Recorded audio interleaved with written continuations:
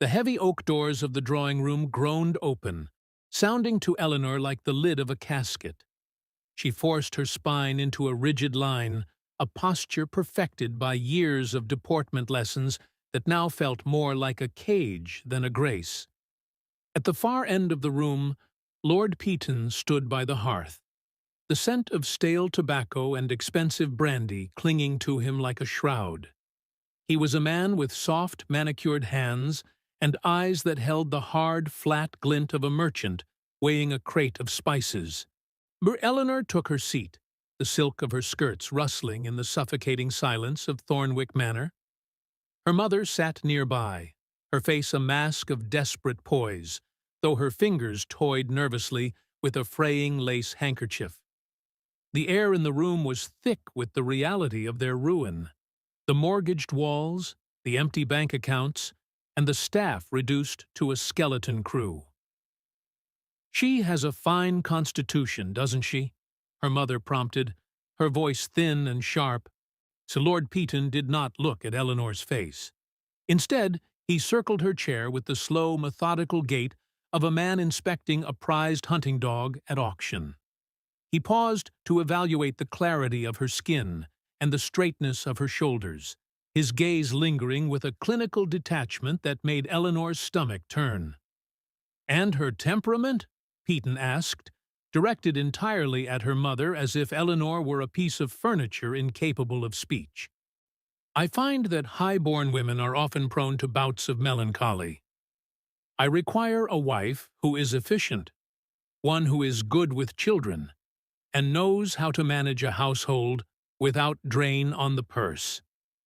Eleanor felt a scream building behind her teeth, a raw, jagged thing that she suppressed with a practiced, polite smile. She was 23 years old, and in this room she was nothing more than a decorative investment intended to settle her father's debts. She watched Peaton's tobacco-stained teeth as he spoke of his two previous wives, realized then that to him she was merely a replacement for a part that had worn out. "She is perfection itself," her mother whispered, the lie hanging in the air like smoke. As Peaton reached out a soft hand to pat Eleanor's arm, she felt the final thread of her patience snap. The realization hit her with the force of a Highland gale. If she stayed, she would eventually stop being a person and become a thing to be managed. That night, as the drawing-room fire died into gray ash, the reckless seed of her plan finally took root. The heavy, jeweled weight of the Oakhaven crown felt like a leaden shackle against Ilara's brow as she retreated from the throne-room's suffocating grandeur. Inside the king's study, the air was thick with the scent of old parchment and the cold, surgical reality of her father's debts.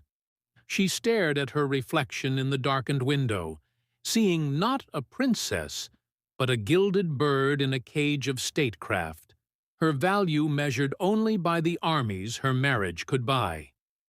The prince's envoy had looked at her with the hard, flat glint of a merchant evaluating breeding potential, and Ilara knew with terrifying clarity that she was running out of time. She moved with the reckless, desperate focus of someone who had already decided to destroy her life. One by one, as she stripped away the symbols of her station, the sapphire pendant that marked her bloodline, the silk gown that rustled like a warning, and the rings that felt like tiny golden handcuffs. She reached for a plain, mud-colored cloak she had bribed a laundry-maid to leave behind, wrapping the coarse wool around her shoulders until the Princess of Oakhaven vanished into the shadows. Slipping through the servants' passage, she felt the floorboards creak in protest, a sound that seemed as loud as a gunshot in the midnight silence. The palace, once her sanctuary, now felt like a crumbling name attached to an empty bank account, a place where she was merely a thing to be managed. She bypassed the main gates, where the royal guard, reduced to boys and broken men, stood watch, and climbed through the narrow postern door that led to the city's edge. The descent into the lower city was a walk through a different kind of prison. Oh, the air here was sharp with the smell of coal smoke and the damp rot of the river, a far cry from the incense-heavy halls of the court. Her boots, built for garden strolls and drawing rooms, were not made for the rutted, frozen mud of the slums. Every shadow seemed to hold a threat. Yet Elara felt a strange, jagged pulse of relief. For the first time in 23 years, no one knew her name, and no one was looking for a princess to sell. She pressed deeper into the ruins of the old city, her heart hammering against her ribs like a trapped bird. The plan was insane, a social suicide that would horrify every noble in the realm. But as she watched the moonlight catch the jagged edges of the broken spires, she knew there was no turning back. She was going to find a way to be free, even if she had to lose everything to find it. The ruins of the old city smelled of cold ash and forgotten history, a skeletal landscape where the proud stone of Oakhaven went to die. Elara pressed deeper into the wreckage, her fine boots slick with the frozen mud of a world that didn't care about titles. She reached the center of a hollowed-out cathedral, its roof long since surrendered to the winter sky, and there she saw him. He sat near a small, wind-whipped fire, his posture straight despite the obvious exhaustion weighing on his shoulders. He wore a dark, faded uniform, patched in places where the blood of old wars had likely dried and flaked away. His face was shadowed by several days' worth of beard, and a thin, pale scar traced a jagged line along his jaw. When he looked up, his eyes were the color of a winter sea, ancient, weary, and stripped of the illusions that governed the palace. For a long moment, neither of them moved. Elara found herself staring at his hands as he tended the flames. They were calloused and steady, the hands of a man who worked with iron and stone rather than ink and seals. Up close, the exhaustion etched into his features was almost physical, as if he were a hallucination brought on by the freezing Highland air. He looked like a man who had seen the end of the world and decided to survive in the wreckage. Elara's heart hammered against her ribs, a frantic rhythm that felt loud enough to echo off the broken marble. And this was the madness she had sought. A man so far beneath her station that her father's political machinery would grind to a halt at the mere mention of his name. She stepped into the light of his fire, her breath coming out in ragged clouds. "Excuse me," she said, her voice steadier than the shaking of her hands. The soldier blinked, bracing his jaw as if expecting an attack rather than a conversation. He studied her with a careful, dangerous attention, in his gaze moving from her soot-stained cloak to the way she held her chin, a giveaway of years of deportment lessons she couldn't quite shed. "Are you married?" she asked. The man stared at her for a beat too long, his expression caught between suspicion and a tired sort of amusement. Then, slowly, he shook his head. "No," he rasped, his voice like gravel underfoot. "I'm not." Elara took a breath that felt like swallowing glass. "Good," she whispered. "Sure, because I have a proposition for you." The soldier didn't laugh, which Elara took as a small miracle.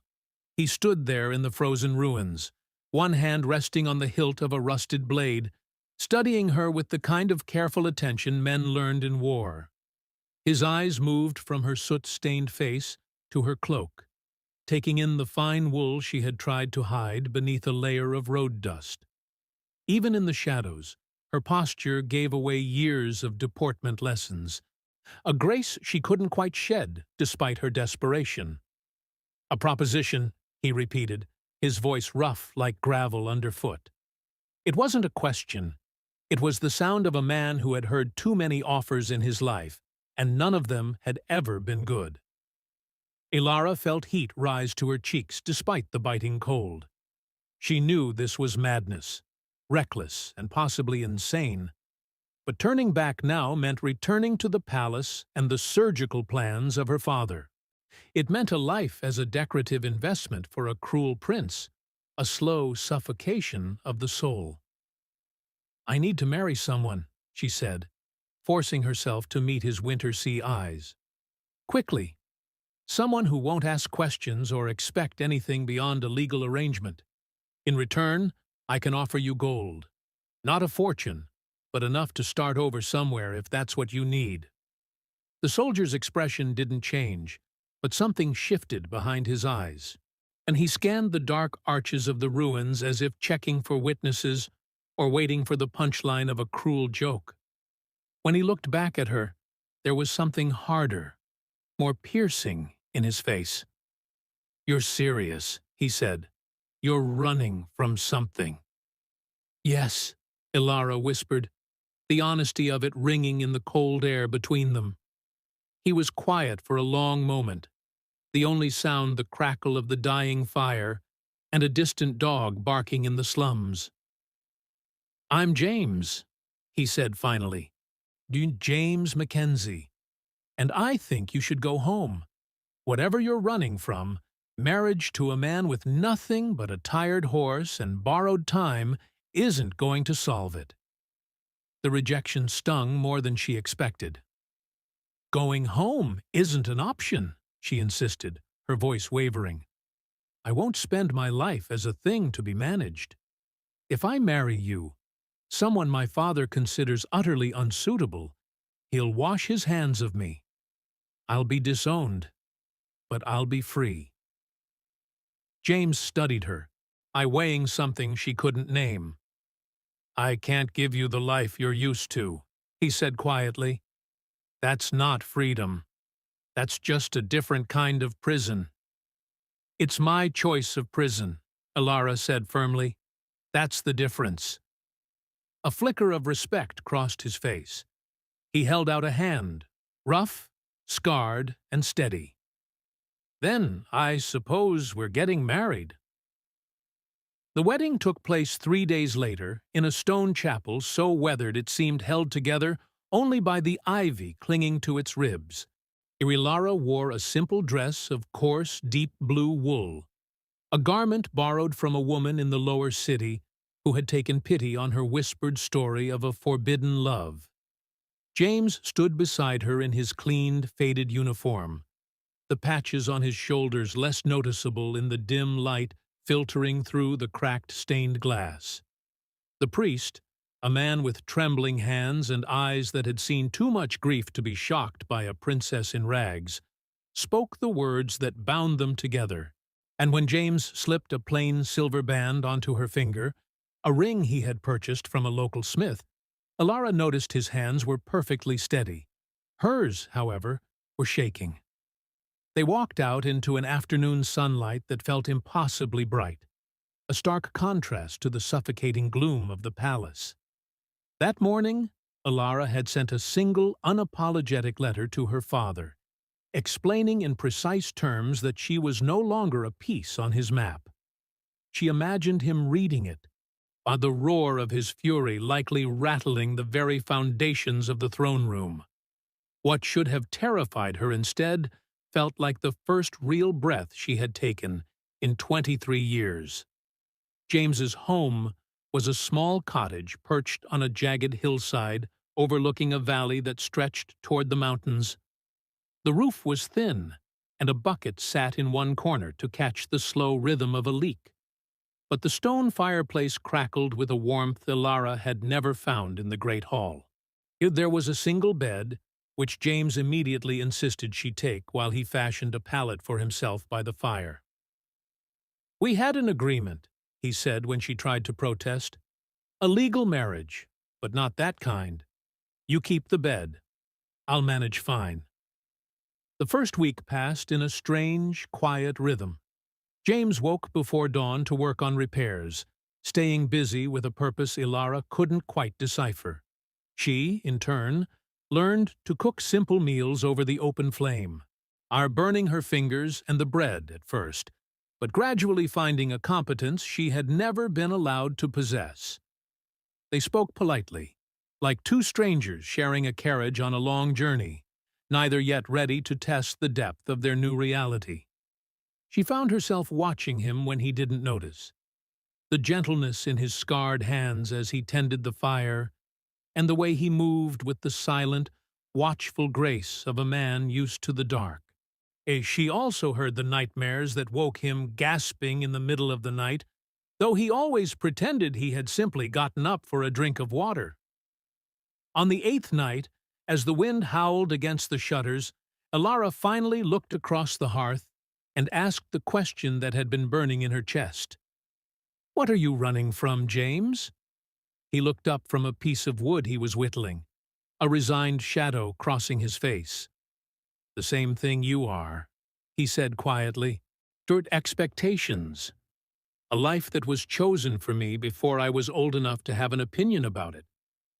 The 8th day began with the smell of wood smoke and a silence that felt too heavy.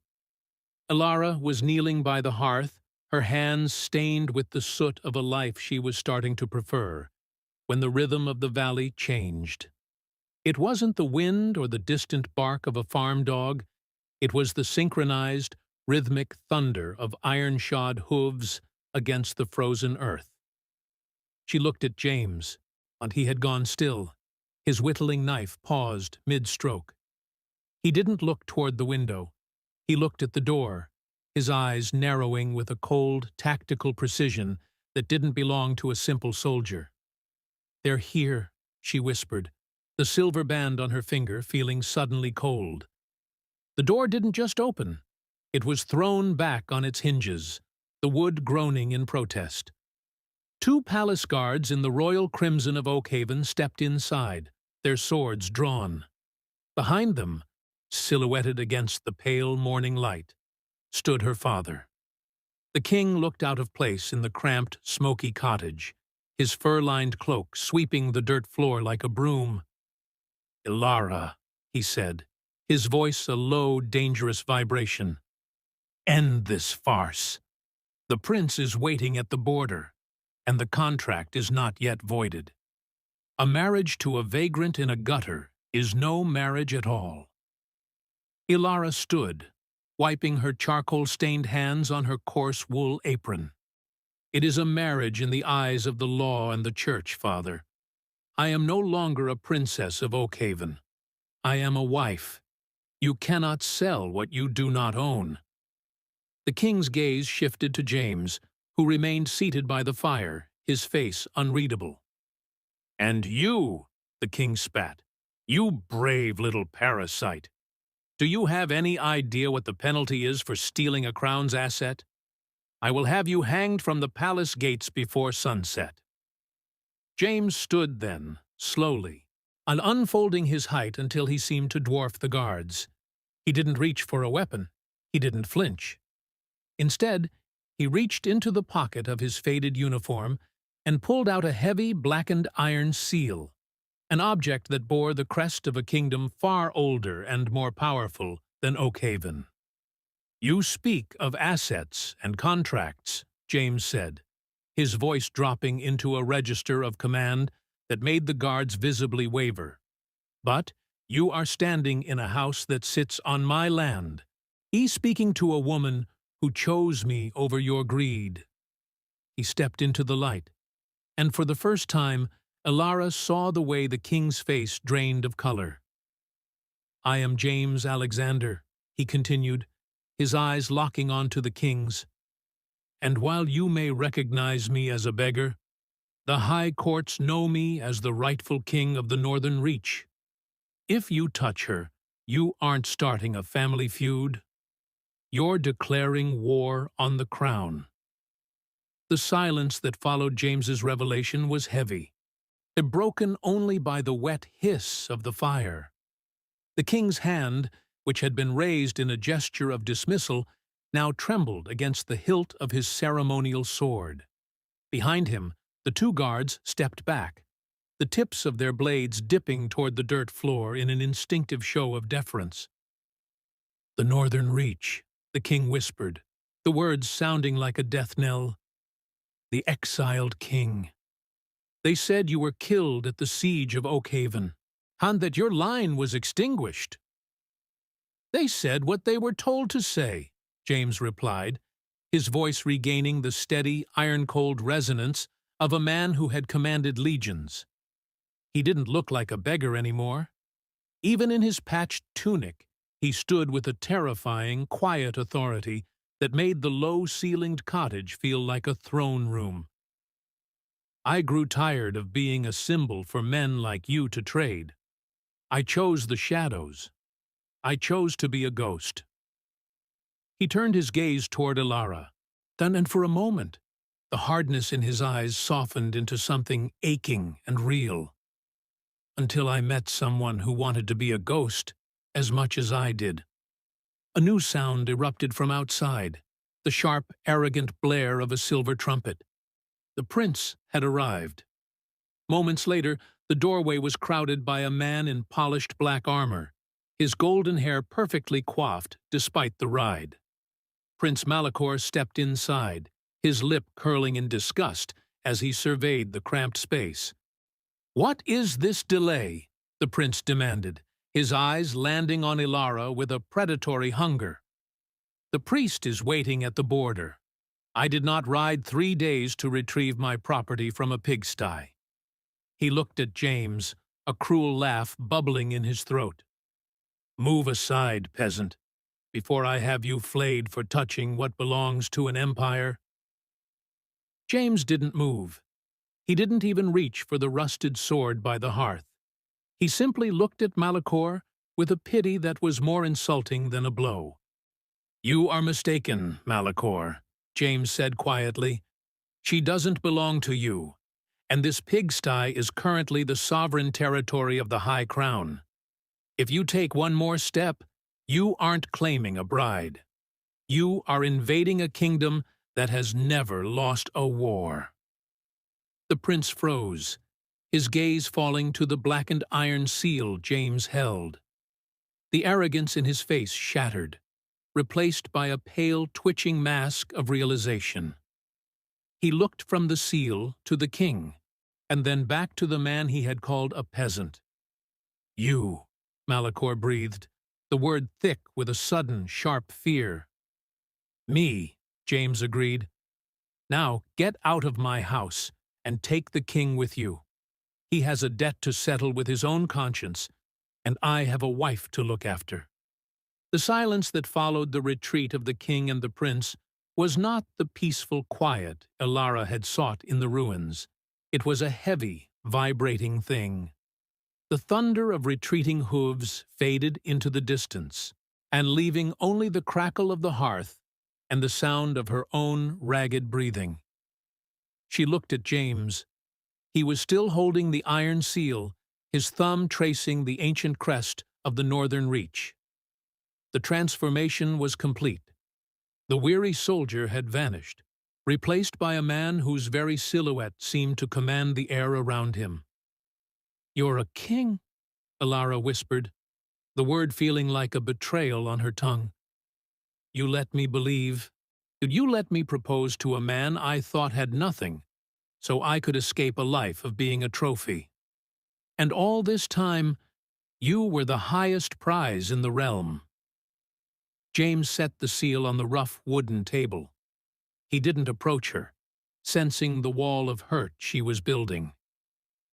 "I didn't lie to you, Ilara. When I said I had nothing, I meant it. A crown is just a heavier set of chains. I fled that life because I was being traded, just like you. I was a name on a treaty, a seal on a tax decree. I wanted to be a man who earned his bread, not a man who inherited it." "But you kept it," she gestured to the seal. "You kept the power." "I kept the responsibility," he corrected softly. "I saw you in those ruins, desperate and brave and so terrifyingly honest. I didn't marry you to reclaim my throne. I married you because for the first time in my life, someone looked at me and didn't see a kingdom. You saw a man worth saving. Alara looked around the small, a drafty cottage, the burnt bread on the table, the leaking roof, the pallet by the fire. And now, my father knows. The prince knows. The world will come knocking at this door, James. They won't let a high king live in a pigsty with a disowned princess. James finally stepped toward her, his scarred hands reaching out to take hers. They were still the same hands, calloused, steady, and warm. Let them come. I spent years running from who I was. But today, standing between you and that prince, I realized that power is only worth having if it's used to protect the things that actually matter. He looked into her eyes, the winter sea gray now bright with a new purpose. We don't have to go back to their version of a palace. We can build our own, one where you aren't an asset, and I'm not a ghost. Alara felt the last of her anger dissolve, replaced by a strange, soaring sense of irony. She had married a beggar to ruin her family's plans, yet only to find the one man capable of dismantling the entire system that had tried to sell her. I suppose, she said, a small, defiant smile touching her lips, that if I'm to be a queen, I'll be a very difficult one to manage. James laughed, a sound of pure, unburdened relief. I certainly count on it.